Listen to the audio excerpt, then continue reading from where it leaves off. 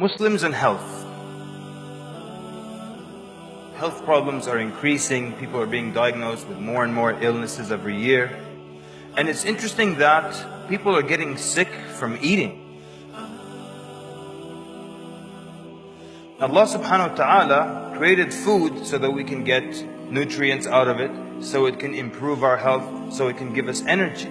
So how can it be that something that Allah subhanahu wa ta'ala put on earth to improve our health is actually damaging our health? And the plans of Allah subhanahu wa ta'ala never backfire.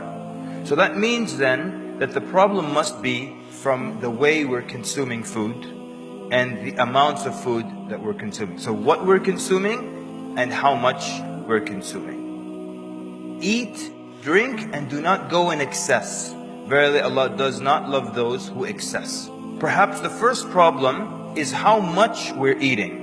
Allah subhanahu wa ta'ala did not design our bodies to consume all the kinds of food and the amounts of food that we're consuming right now. For example, biologically, you only need to eat meat once a week. But we eat meat every single day of the week, and sometimes more than once a day.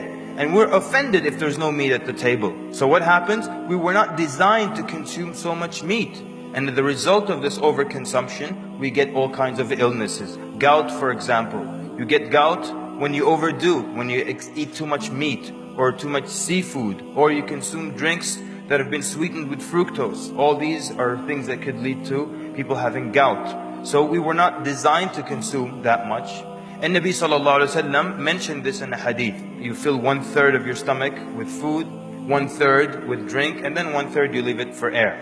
We mentioned the hadith like this is the minimum. The hadith begins when Nabi sallallahu alaihi wasallam said, the human being, son of Adam, has not filled any vessel. There's no container that you can fill worse than your stomach. Meaning, the worst thing you can fill is your stomach. Sufficient for the son of Adam are a few bites to sustain him.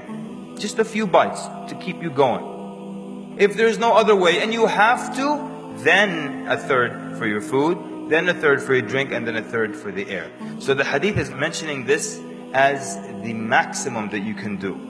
We mention it as if it's the minimum. Yeah, just start with that. No, that's the end. If you have to, there's no other way.